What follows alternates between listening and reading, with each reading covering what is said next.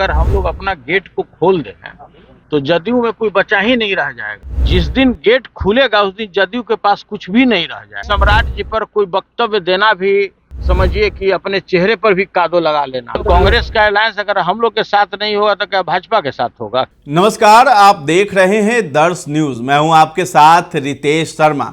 देखिए, आज होलिका दहन है और होलिका दहन के दिन राबड़ी आवास पे बहुत ही गहमा गहमी बनी हुई है। जितने भी नेता हैं आरजेडी के, वो सभी लोग लालू यादव से मिलने के लिए पहुंच रहे हैं। मिलना इसलिए क्योंकि लोकसभा चुनाव की तारीख का ऐलान हो चुका है और कैंडिडेट्स को जो है टिकट बांट रहे हैं लालू यादव। इसी दौर में लोग उनसे मुलाकात करने के लिए जा रहे हैं। इसी बीच जो है हमारे सहयोगी आलोक हैं, उन्होंने जब आरजेडी के एमएलसी हैं सुनील सिंह, और हनुमान भी कहा जाता है, लालू यादव के करीबी हैं, राबड़ी देवी के मुंह बोले भाई हैं, तो उनसे जब सवाल किया गया पप्पू यादव को लेकर के, लोकसभा सीट में जो कैंडिडेट्स का ऐलान लालू यादव कर रहे हैं उसको लेकर के, सम्राट चौधरी को लेकर के, तो बहुत कुछ सवाल जो है सुनील सिंह से किया गया है। और साथ ही साथ बीमा भारती, जिन्होंने शनिवार कल देर शाम तक जो है जदयू से इस्तीफा दे दिया और उसके बाद आरजेडी का दामन थाम लिया है। दामन इसलिए थामा है क्योंकि पूर्णिया से उन्हें लालू यादव टिकट देने वाले हैं। तो इसी पर जो है सुनील सिंह से जब सवाल किया गया तो उन्होंने साफ शब्दों में कहा कि अगर आरजेडी अपना गेट खोल दे, दरवाजा खोल दे, तो जदयू में कोई भी व्यक्ति नहीं बचेगा। जदयू एकदम खोखली हो जाएगी, एक भी सदस्य उस पार्टी में नहीं रहेगा। अगर लालू यादव चाह ले तो यानी कि आरजेडी अगर अपना गेट खोल दे तो जदयू के सारे मेंबर्स जो हैं आरजेडी के पाले में आ जाएंगे। तो ऐसा सुनील सिंह ने कह दिया है। तो एक बड़ा बयान दे दिया है और एक रूप से होली के मौके पे ये कटाक्ष भी माना जा रहा है जदयू पर। और जदयू को ये दर्शाया गया है कि बिहार की राजनीति में जदयू का कोई वजूद नहीं रह गया है। सुनील सिंह ने ऐसी बयानबाजी की है। तो सुनील सिंह बहुत ही बड़बोले हैं, बहुत कुछ बयान देते रहते हैं। इसी बीच जो है उन्होंने ये भी बयान दिया है, वो नीतीश कुमार पर भी कटाक्ष करते रहते हैं। और ठीक इसी बीच जो है इन्होंने एक बड़ा बयान दिया कि आरजेडी अगर अपने दरवाजे खोल दे तो जदयू के मेंबर्स सारे लोग आरजेडी में आ जाएंगे।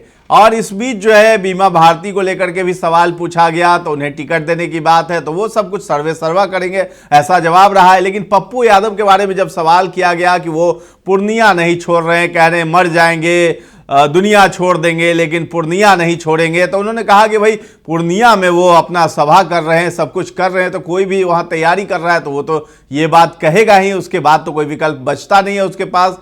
अब इसके बाद जो है सम्राट चौधरी के बारे में जब सवाल किया गया तो सम्राट चौधरी पे भी उन्होंने कहा है कि किस चीज पे आप चर्चा करें। सम्राट चौधरी के नाम पे चर्चा ही गलत है। चर्चा करना यानी मुंह पे कादो लगा लेना। तो बिहार में कादो कहते हैं, कीचड़ को कहते हैं, तो मुंह में कादो लगा लेना, ऐसी बातें होंगी। और पूरे महिला समाज को कलंकित किया है सम्राट चौधरी ने, ऐसा कुछ कह रहे हैं। और जो दावा कर रही है बिहार एनडीए कि हम 40 में 40 सीटें लाएंगी, तो वो बोले कि दावा करने दीजिए, बोलने से क्या होगा। वो बोले 40 में 45 सीटें ले आए। तो ये सब कुछ जो है सुनील सिंह कह रहे हैं, किस तरीके से कह रहे हैं, किस अंदाज में कह रहे हैं, आप पहले खुद ही देख लीजिए। अगर वास्तविक रूप से अगर हम लोग अपना गेट को खोल दें तो जदयू में कोई बचा ही नहीं रह जाएगा। जो स्थिति जदयू पार्टी का हो गया और उसके जो लीडर हैं, आप देखे होंगे इधर 3-4 दिन से वो दिखाई भी नहीं दे रहे होंगे। तो अगर गेट खोल दे, चूंकि हमारे यहाँ इतने सीनियर लीडर हैं कि उनको एडजस्टमेंट मुश्किल हो रहा है, जिस दिन गेट खुलेगा उस दिन जदयू के पास कुछ भी नहीं रह जाएगा। आप यही समझिए।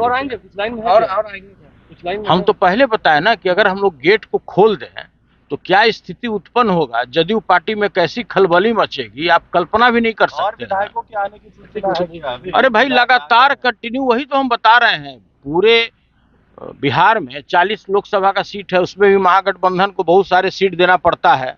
उसके अतिरिक्त हमारे पास ही इतने सीनियर लीडर हैं जिनको एडजस्टमेंट करना मुश्किल हो रहा है। तो जो स्थिति और परिस्थिति बना हुआ है कि अगर राष्ट्रीय जनता दल अपने गेट को ओपन कर दे तो समझिए कि उधर कुछ ही मतलब उधर कुछ ही नहीं रह जाए। सम्राट चौधरी देखिए, सम्राट जी पर कोई वक्तव्य देना भी समझिए कि अपने चेहरे पर भी कादो लगा लेना है। वो जिस तरह का मतलब उन्होंने शब्दों का इस्तेमाल किया है उसकी जितनी भी भर्त्सना की जाए वो कम होगा, और उनके पार्टी के लोग ही उनके जो उन्होंने स्टेटमेंट दिया है किस तरह से खंडन कर रहा है लोग। आप समझ लीजिए कि पूरे उन्होंने समाज को कलंकित किया है।